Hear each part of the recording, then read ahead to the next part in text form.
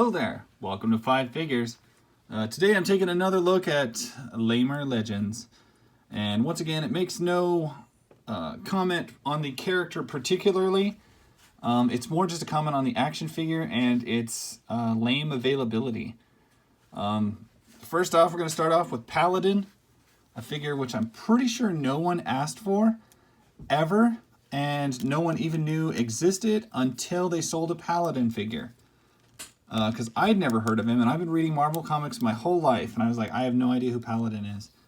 I finally saw him on the cover of an old Spider-Man, and I was like, oh, well, there he is. I'll be damned. I've never seen him in my life. And it's a shame because, though I don't know anything about the character, nor do I care, it's a pretty cool figure. He's a dude in black and purple tactical gear with a couple of pistols.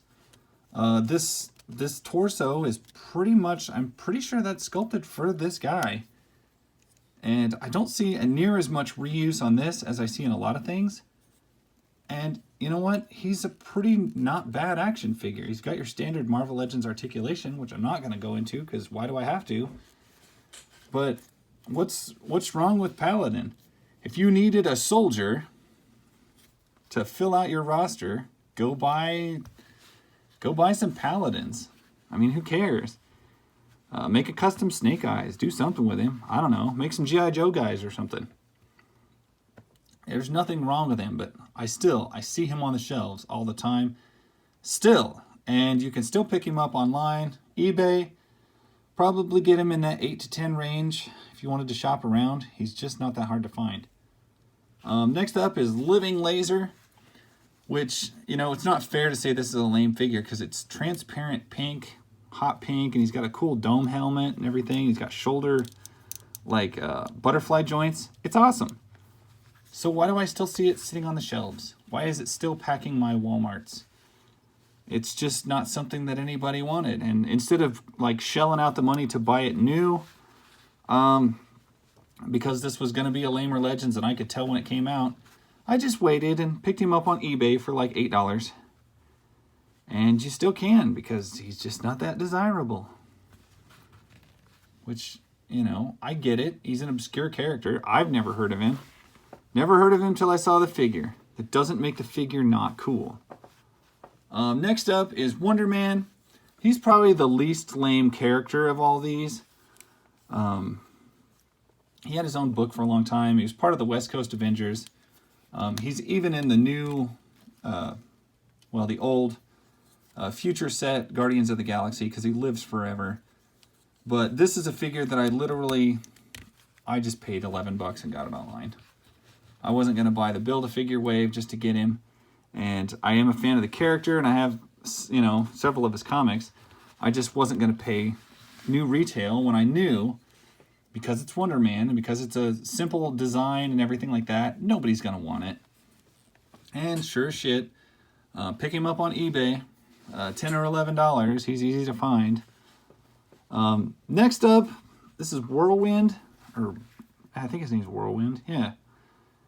This one I understand the least, as why is this guy still on shelves? Why is he only like $8 to $10 online? Why doesn't anybody want him? He's probably one of the cooler of the obscure villain-type characters.